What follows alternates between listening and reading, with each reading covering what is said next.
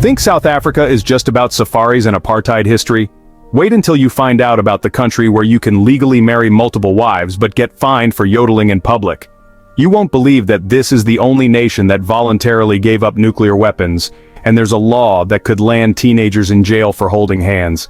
Welcome to the most contradictory country on earth. Number 15. South Africa has 11 official languages, making ordering food a linguistic nightmare. You heard right, 11 official languages.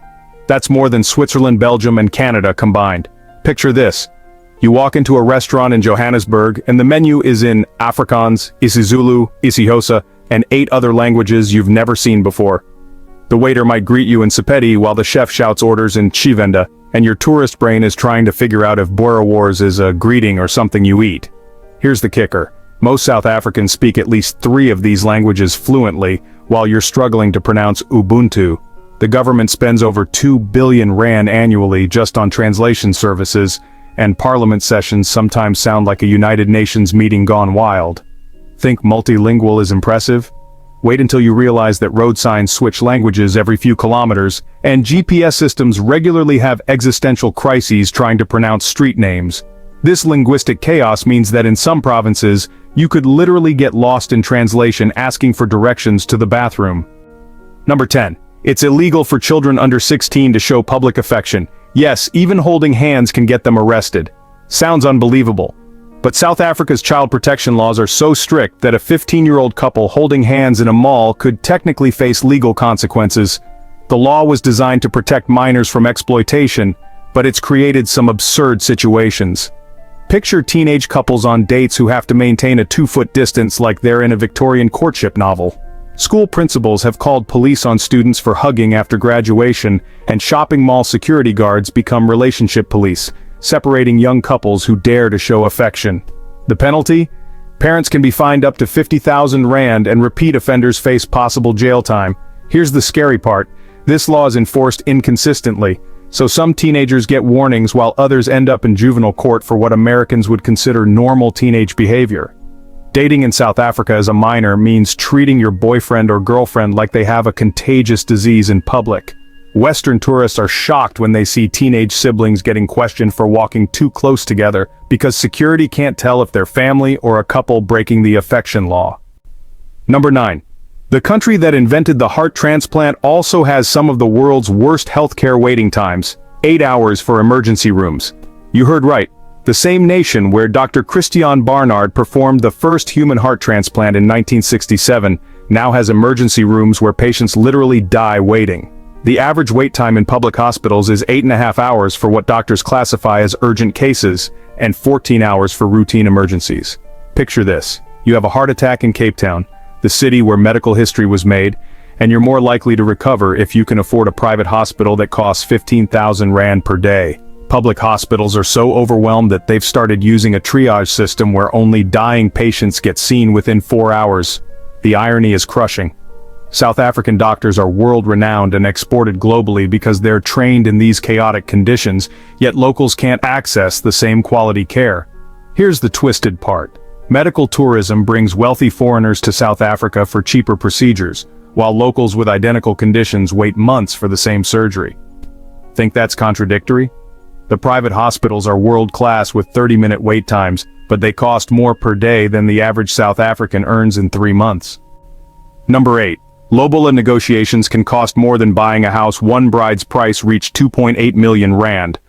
Wait until you find out that getting married in South Africa might require you to negotiate like you're buying a luxury car. Lobola, the traditional bride price, has evolved from cattle and goats to cold hard cash, and some families are treating their daughters like cryptocurrency investments.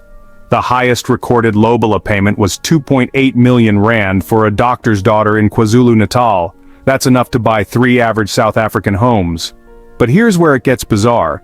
There's literally an app called Lobola Calculator where you input the bride's education, profession, and family status, and it spits out a suggested price like she's a used car. University degrees add 50,000 rand to the price, speaking multiple languages adds 20,000, and being a virgin can double the entire amount. Modern families negotiate via WhatsApp groups with spreadsheets attached, and some engagements have been called off over 10,000 rand disagreements. The process can take months, with aunts and uncles arguing over the bride's worth like stock traders. Here's the crazy part. Some women have started paying their own lobola to speed up the process, essentially buying themselves from their own families to get married faster.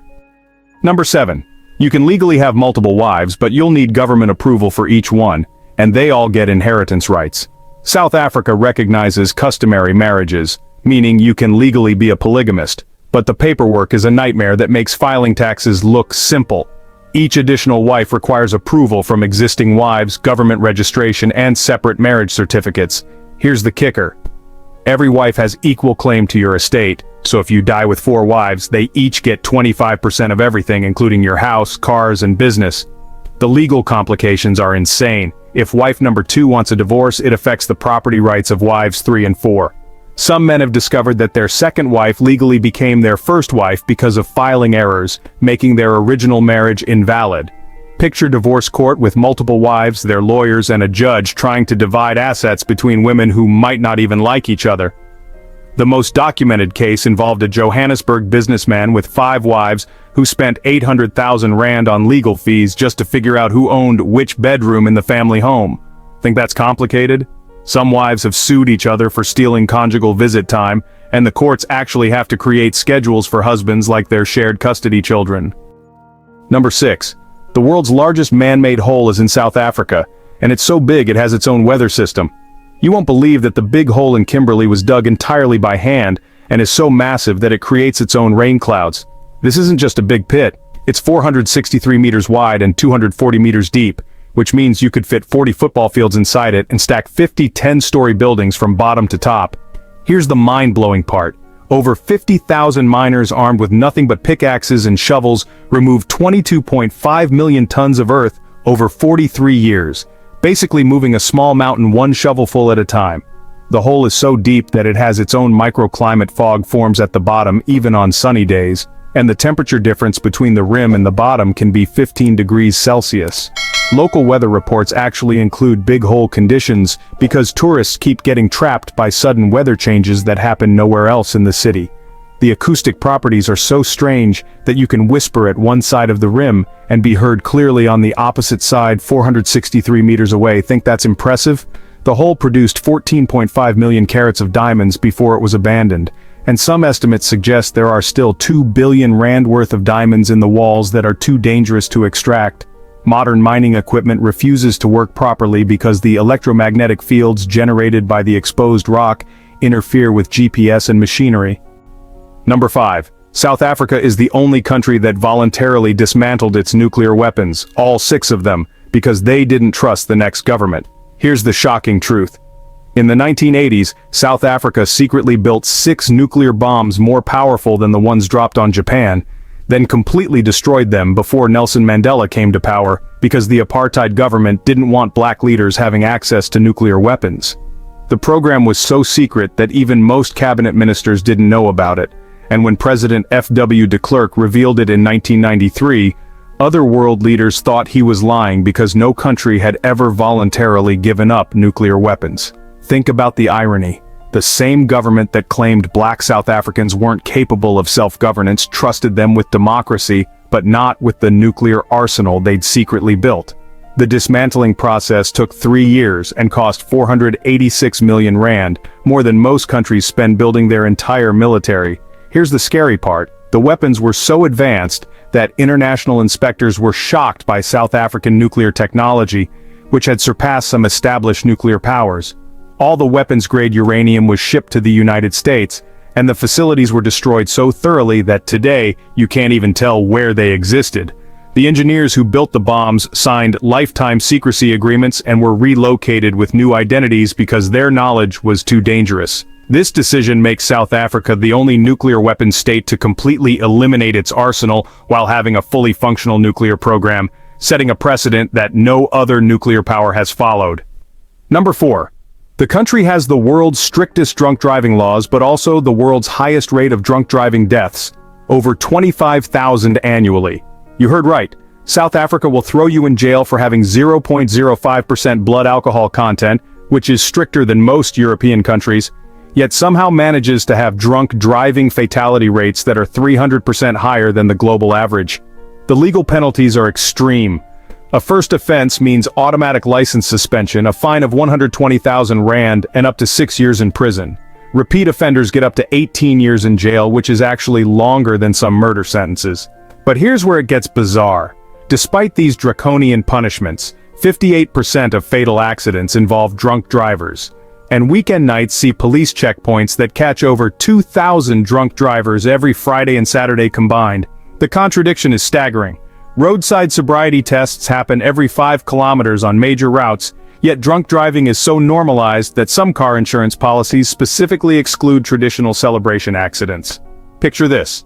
Police officers conducting breathalyzer tests, while drunk drivers in the queue behind them are openly drinking beer, just assuming they'll pass because, well, everyone does it. The enforcement is so inconsistent that wealthy drunk drivers hire driving services where someone follows them in a second car to drive them home if they get too intoxicated, basically planning to break the law. Here's the mind-blowing part. Some provinces report that 40% of their weekend arrests are for drunk driving, yet conviction rates remain below 12% because of court backlogs and legal loopholes. The result is a country where getting caught drunk driving is almost guaranteed, but actually facing consequences is still optional if you have the right connections. Number 3. Load shedding. That's planned power outages. Happen so regularly that South Africans schedule their lives around darkness, including wedding ceremonies and even surgeries. Wait until you find out that an entire nation of 63 million people plans everything from shower times to romantic dinners around government-announced electricity cuts. Load shedding isn't just an inconvenience. It's honestly a parallel scheduling system that affects every single aspect of daily life. Hospitals perform emergency surgeries by generator light, couples time their wedding ceremonies for stage 2 load shedding, which means only 4-hour outages, and restaurants advertise generator-powered romantic dinners. Here's the crazy part. South Africans have developed an entire vocabulary around power cuts. Load shedding apps have millions of users who get push notifications about upcoming darkness, almost like weather alerts. Businesses lose 500 million rand daily during stage 6 load shedding, which is 12 hours without power, yet life continues with this kind of eerie normalcy. Picture neighborhoods where half the houses have backup generators humming while the other half sit in medieval darkness, creating a weird economic divide based on who can afford electricity independence. Traffic lights go out for hours, but drivers have developed these unofficial 4-way stop protocols that honestly work better than actual traffic management. The most surreal part, crime drops during load shedding because even criminals can't see what they're stealing, but domestic violence spikes because families are trapped together in hot, dark houses with no TV or internet to escape tension. Some load shedding stages last 18 hours daily, meaning South Africans get only 6 hours of electricity, making them essentially a first world country living with third world infrastructure by government design. Number 2. The country has more private security guards than police officers and soldiers combined. Over 2.5 million people make a living protecting others from crime. Here's the mind-blowing reality. South Africa employs more private security personnel than the entire population of some countries, creating a parallel law enforcement system that's larger and, honestly, often more effective than the official one. There are 2.5 million registered private security guards compared to only 192,000 police officers and 75,000 military personnel combined. Think about that ratio. For every official law enforcement officer, there are nearly 10 private security guards. The private security industry generates 180 billion rand annually, which is more than the entire government defense budget. Here's where it gets truly bizarre. Middle-class neighborhoods have private security patrols, armed response teams, and neighborhood watch groups that respond faster to emergencies than the police. Some gated communities have better-equipped security forces than small towns, complete with helicopters, K9 units, and high-tech surveillance systems. The contradiction is staggering. Residents pay taxes for police protection they don't receive, then pay again for private security that actually works. Picture suburban streets where private security vehicles outnumber police cars 15-1, and armed guards at shopping malls are better trained than some government security forces. The most surreal part? Some private security companies have arrest powers, detention facilities, and response times under 3 minutes, while police response times average 87 minutes for violent crime. This creates a two-tier justice system where protection quality depends entirely on income level, making South Africa simultaneously one of the most secured and most dangerous countries on earth. Number 1. South Africa has 3 capital cities because politicians couldn't agree on one, creating honestly the world's most expensive and inefficient government system. You won't believe that an entire country operates with 3 different capital cities: Cape Town for the legislative branch, Pretoria for the executive, and Bloemfontein for the judicial. All because rival political factions just refused to give up their power bases during the 1910 union negotiations. This isn't just symbolic, it's actually a logistical nightmare that costs taxpayers about 4.8 billion rand every year in duplicate infrastructure, travel costs, and, well, total administrative chaos. Picture this. When Parliament is in session in Cape Town, government ministers have to fly 1,400 kilometers from their offices in Pretoria, stay in expensive hotels, and maintain full staff in both cities. The Supreme Court operates from Bloemfontein, which means legal cases involving government policy require lawyers, judges, and officials to travel between all 3 cities for a single proceeding. Here's the absurd part. Some government departments actually maintain identical offices in all 3 cities, tripling administrative costs while citizens are left waiting months for basic services. The president lives in Pretoria but travels to Cape Town for 6 months every year for parliamentary sessions, which means there are 3 presidential residences, each with full security details, helicopter pads, and identical emergency protocols. During budget speeches, the entire government temporarily relocates to Cape Town, and that costs more than running a small country for a whole week. The inefficiency is staggering. Cabinet meetings sometimes have to happen via video conference because ministers are scattered across 1,000 kilometers, and urgent legislation gets delayed by travel logistics. International diplomats need 3 separate embassy offices, and foreign visitors never really know which city to visit for specific government business. This bureaucratic insanity makes South Africa the only country where asking "what's the capital?" requires a 10-minute explanation and a geography lesson, just proving that sometimes political compromise creates way more problems than it solves. So we've just discovered South Africa's most contradictory secrets, from nuclear weapons they gave away to capitals they couldn't choose, from the strictest drunk driving laws with the highest drunk driving deaths, to more private security than actual security. Which one shocked you the most? Have you ever experienced load shedding or tried calculating lobola? Drop your thoughts below and subscribe for more mind-blowing facts about countries that will change how you see the world.